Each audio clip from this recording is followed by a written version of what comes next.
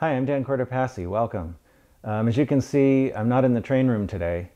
That's actually a good thing because the train room's being worked on. I'm having the floors redone because the original concrete floors in there were pretty bad. So once that's all done, I should have nice new concrete and it'll make a nice foundation for the layout and the other stuff we want to do in that building. So that's pretty exciting. Finally, after all this time, to have a real layout space is, I've been waiting for that forever. So that's going to be really cool. The other thing I wanted to talk about a little bit is that I got the first, or no, not the first, but I got the third episode of the SP Consist build out just last week. And I wanted to talk a little bit about that. I know it's been a long time since episode 2. There's been, big gaps between. And part of that is just because they take longer to do. When I'm doing a review or this show, this show's like me sitting in front of the camera or standing in front of the camera mostly, or with Nichole with the box of the month and that kind of stuff. Reviews, I pretty much take the same shots for every model, and for the most part, I'm not doing anything to the models usually. When I'm doing a build, I actually have to film myself doing something to little train parts, and I have to try to film it in such a way that so you can see what I'm doing. So I'm usually in some weird position, with the camera here, and my hands are out here, and I'm trying to look in the viewfinder to make sure that what I'm doing is centered in the screen, and that you can see. You don't just see my hand wiggling around or something. You actually see what's going on, and sometimes that takes 2 or 3 takes. And then there's a lot of off-camera time too, because I may show you 10 seconds of me sanding something, but it might take me 20 minutes to actually finish that job or that part of the job. So there's just a lot of time involved in that. So I'd like to be able to promise to get them out a little more frequently, but I just don't know yet if that's going to be possible. I'm just going to put them out as I can, and hopefully that'll be cool. But I'm pretty excited because I got actually quite a bit of work done on the models this last episode, and if we can keep doing that, then I think we'll be on track to get that project done. So anyway, I think it's time to get to the box of the month.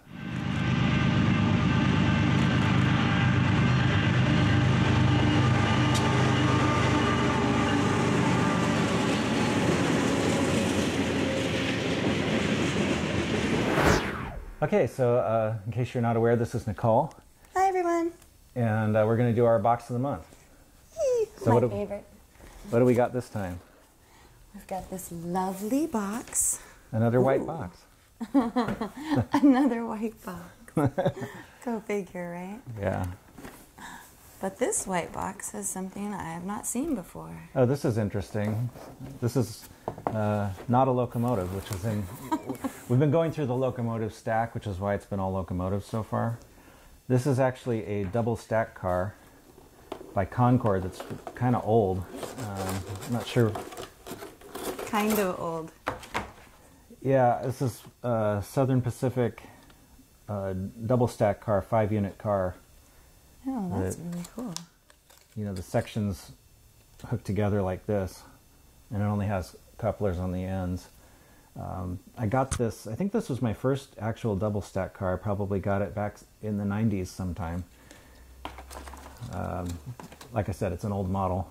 I did replace the wheels on it because I remember the original wheels were awful. They wobbled, and the car would do this going down the track. And but anyway, so that's very cool. Yeah, it's not quite as detailed as a lot of the cars they put out now. I mean, it has like plastic walkways instead of photo etched, but that stuff can be changed later. So or eventually, not. Yeah, vintage. Vintage, yeah. So that's anyway, really cool. I like that one. Yeah, so You can put it over there. I will put it over there. I will give you this. Oh, which and is just a nice little body. Speaking of Kato SD45 shells, like the one I was working on in the build episode, this is another one. I actually got this one off of eBay, just this, as a spare part. As a spare part? Yeah. I have another one that I kind of wrecked with some paint stripper. Oh. Using chemical paint strippers on Kato shells is not a good idea. Tends to make them crack and brittle. So I think when I found this one on eBay, I bought it thinking that maybe I could use it as a replacement for the one that I messed up. So anyway, that's why that's in there. Oh, well, that'll be fun to see if that actually works. So we're going to start from the back here and get back into locomotives. Okay, this is a Proto 2000 SD9 locomotive. Ooh, it's blue. Blue, yeah, this is in Conrail colors right now.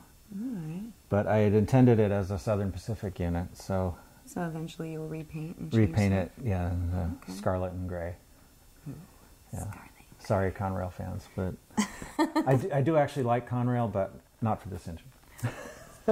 Not for that engine. For this particular one. Oh, here is one that's already SP, but I'm probably going to repaint this anyway because, well, the gray is too light. This is this is really not the right shade of gray, so I have to redo it. And plus, it has a lot of detail stuff that needs to be changed. But this will be another Southern Pacific unit. I love your perfection. All right, GP9 locomotive. Oh, This one, why does it only have the top part? oh, because this one's been put together. This is, So it's inside of it already? yeah, Okay. everything's up here. You can actually use these boxes to store the assembled model if you put it in the top, but this model hasn't been detailed. Once it is, I wouldn't put it back in here because this hard styrofoam tends to break little parts. Oh, But it's just good too to big. know. So, but yeah, this is another Southern Pacific, which I will probably, looks like I'll have to renumber it because it's not in the right number series for my era. Oh, okay. But anyway. All right. Next one. Ooh. Oh, This that is is- so cute. Canadian Pacific. This is an SW8 or 900 or 600, depending. Or 900 or 600? Yeah, I got this for a project and not... Oh yeah, this is an SW... I think I had actually intended to make this into a model of Wairika Western number 21. Ooh. Because that was the diesel that they were using back in 2008. Gosh, it's hard to believe that's over 10 years ago. I went on an excursion where they ran the Wairika Western number 19 over the line. It was one of the last times I think that they ran the steam engine up there on an excursion. And they had the diesel also in service that day. I think that, yeah, the steam pulled a photo freight and the diesel was following along. And then they used the diesel to pull some of the freight cars back to Wairika after on the way home from Montague. But anyway, that was an SW8, so I think that's why I got this, was to use this as a model of that eventually. Well, that's cool. Yeah. All right. Ooh. Ooh. This is a SW9 or 1200, another Proto 2000 model, kind of almost the same model as the one previously except for some details. And I don't really know why I got this one. It was probably an eBay bargain that I couldn't resist. It's a train? It's a train. Yeah, there we go. That's a good reason. So I'll do something with it. Yes, yes, you will. Oh, And this is Baltimore in Ohio. the same thing. Apparently I have a lot of these. So yeah, I don't know. It'll be a project sometime. Maybe you can go on the Magic Railroad. Maybe. We might have a little surprise. Oh yeah, somebody suggested we do a second box, so I thought that maybe we should. It's so heavy. I'm just teasing. It's not that heavy. But It's a different you box have though. to be super careful. Yeah, this is a little bit different box. It has a mix of stuff in it. Do you want to lift it up for a second? Can Yeah. show it off? There we go. Yeah. These are by that who? out. These? What does it say on the car case? By Axion. By Axion. All Yeah. right. So these boxes have foam and they store the trains on their sides. I'm not as crazy about them as I am ones that store the trains upright.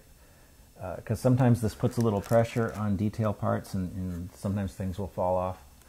But I could see they're that. still pretty good boxes. So Nichole is picking up a Kato SD40 that... I feel like Vanna White right now about the letters. Yeah, this is pretty much an undecorated, untouched model that probably will end up being an SP unit eventually. Like most, right? Yeah, well, that seems to be the direction I'm headed in mostly, yeah.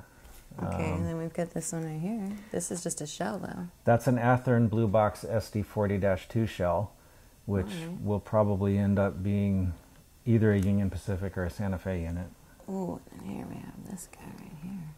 That's a Kato GP35 that looks like I've already done some paint stripping with a sandblaster gun on it. This was actually one, I remember this. This was an eBay find. Someone was selling 2 Rio Grande GP35s and an NW2, all Kato, for like less than $100 on eBay, which I thought was a really too good of a deal to pass up. So I got them, and they were pretty beat out. So I'll end up having to replace a lot of the parts. But anyway, probably end up being an SP unit. This one's already an SP unit. Oh, yeah, okay, that's a Southern Pacific boxcar. So all of these boxcars that are in here are kind of 1950s vintage cars. Ooh, that's cool. Which doesn't fit with my usual 1990s era, but I got these so that I could use them in run-by shots with locomotives that are older, like older diesels or steam engines. Because one of the things I want to do with my layout eventually, once I get it, looking like something, is use it like when I do a review, instead of just running the model across the tabletop, to actually put it on the layout and run it through something that looks fun, more fun. Yes. And I have enough space that I should be able to have at least a couple areas of the layout that are kind of just scenery, like trees or rocks or something. And that's not era specific. There's nothing era specific about a tree. So if I run a steam engine with a bunch of 1950s vintage cars, it'll look perfectly normal, even if the rest of the layout looks like the 90s. Look at this one. Look at all the top part there. Yeah, some of these are kits that a lot of these are kit cars that I built from Intermountain or one of the other ones that makes the 50s style cars in kits.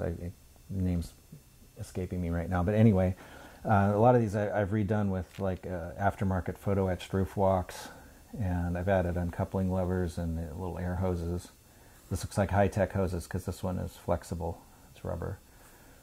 And probably, I usually replace the wheels. These also look like they've been through my inspection program, which I'll talk about one of these days, where all the coupler heights have been fixed and all that. If you watch my reviews, you know that I'm a stickler for coupler height. So this is a Western Pacific car, and in fact it looks like I've got two that are almost the same except for the number. Weathered slightly differently. But these were also kit-built cars that I got off of eBay, put together, and so that did one up with. says it too. Yeah, that's a different. That's a different box car. There's a 50-footer. These are 40-footers. But yeah, all of these have been done out with aftermarket roof walks and different parts to make them more detailed. I love that feather on this one. Yeah, Western Pacific had because they ran along the Feather River. There was the beautiful river. Feather River route. So a lot of the cars. This is pretty much the same car, just not quite as dirty looking. Usually, if I have two cars of the same thing, I'll weather them slightly differently so that they don't look exactly alike. More realistic. Yeah. And then there's this last one. You reach that one? Like that one? Certainly. Yeah. Another Western Pacific 40-footer with a slightly different color scheme. Oh, it says Feather River Route on it. Yeah. That's cool. Yeah, it says it on both sides. Sometimes these older cars, for certain railroads anyway, I don't know if WP did it, but some of them have different slogan or one. Like Santa Fe sometimes would have a slogan on one side and their a route map or something on the other. And it'd be different on both sides slightly. Well, that's cool. Yeah. So those are all finished cars, and these are unfinished locomotives. So anyway, that's what's in here. Surprise! Surprise! So it's a box of the month plus a little extra. And that's about it for this time. So thanks for watching, and I guess we'll see you next time. We'll see you next time.